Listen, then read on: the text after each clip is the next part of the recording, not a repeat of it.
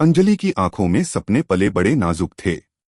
प्रेम के गीत उसके होठों पर मधुर संगीत की तरह बहते रहते। ऐसे में अपनी कॉलेज की लाइब्रेरी में एक अजनबी के प्रेम में पड़ना उसके लिए किसी संगीतमय उपन्यास से कम नहीं था। वह अजनबी कोई और नहीं, करण था, एक शांत स्वभाव का, आंखों में गहरी समझ और मुस्कुराहट में ढेर सारी मिठास लिए। अंजलि को पहली दफा करण तब मिला जब एक किताब को लेने के लिए दोनों ने साथ में हाथ बढ़ाया। किताब पर उंगलियों का स्पर्श महसूस होते ही दोनों की निगाहें मिलीं और उस लम्हे ने उनके दिल के तारों को जैसे छेड़ दिया। दिन बीतते गए और लाइब्रेरी की यह छोटी सी मुलाकात बेंच पर बातों में बदल गई। अंजलि एक कहानीकार थी और करण उसकी कहानियों में उसका पहला पाठक। एक दिन अंजलि ने करण को अपनी सबसे खास कहानी सुनाने का निर्णय लिया।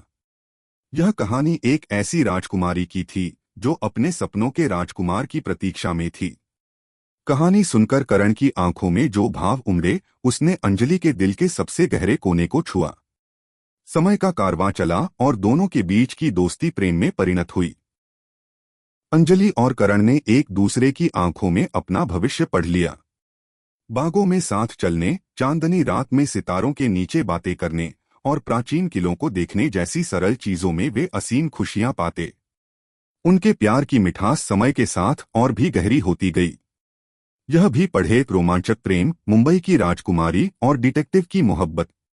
अंततः अंजलि ने करण से कहा, क्या तुम मेरे सपनों का राजकुमार हो? करण ने मुस्कुराते हुए जवाब दिया, अगर तुम्हारे सपने मुझे चुनते हैं तो हाँ, मैं वही हूँ। उस दिन से वे अटूट प्रेम की एक अनूठी परिभाषा बन गए। उनका प्रेम संगीतमय हो गया, जिनके हर स्वर में आत्मीयता और विश्वास की धुन थी। अंजलि और करण का प्रेम संसार के सब बंधनों से परे था। जब भी वे साथ होते, उनके चारों ओर का माहौल ही बदल जाता। चाहे वे बातें कर रहे हों या एक दूसरे के साथ चुपचाप बैठे हों, उनका प्यार अनकही भाषा में बातें करता। करण अंजलि को हर रोज एक नया सरप्राइज देने की सोचता। कभी वह उसके लिए गिटार बजाता, तो कभी उसकी पसंदीदा किताब से प्यारे अनशन को चुपके से उसके बैग में रख देता। अंजलि भी करण के लिए अनोखे उपहार बनाती। वह उसके लिए खूबसूरत पेंटिंग्स बनाया करती थी, जिनमें वे दोनों अपनी खुशहाल दुनिया में घिरे होते। जब भी शहर में बारिश होती, वे दोनों चुपचाप किसी छतरी के नीचे खड़े होते और प्रकृति के इस खेल को निहारते। कभी कभी वे बारिश में भीगने की परवाह किए बिना सड़कों पर नाचते और अपने प्रेम को बारिश की बूंदों के साथ मिला देते।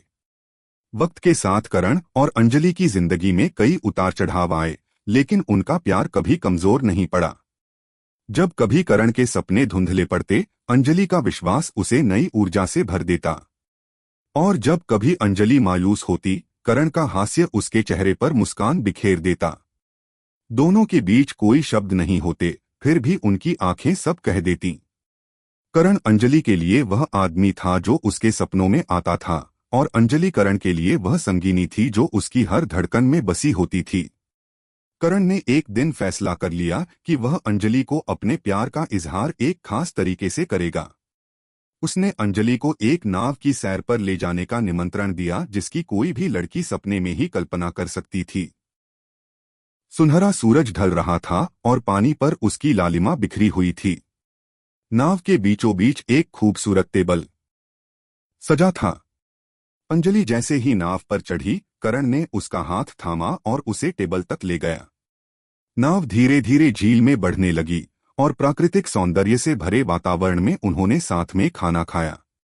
करण ने टेबल के नीचे से एक छोटा सा वृंदावन निकाला जिसमें एक सुनहरी अंगूठी चमक रही थी।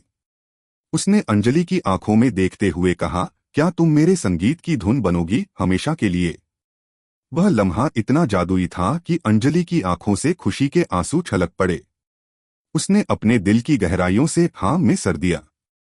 उस दिन के बाद से अंजलि और करण की जिंदगी एक संगीत की सुंदर रचना बन गई, जिसमें हर नोट प्यार और समर्पण की गाथा सुनाता था। वे साथ में जीवन के सुर और ताल को समझते गए और एक दूसरे के साथ हर पल को खुशियों से भरते गए। उनकी प्रेम कहानी ने सिद्ध कर दिया कि सच्चा प्यार सब परिस्थितियों में खिलता है और हर कहानी में प्रेम की अपनी एक रागिनी होती है।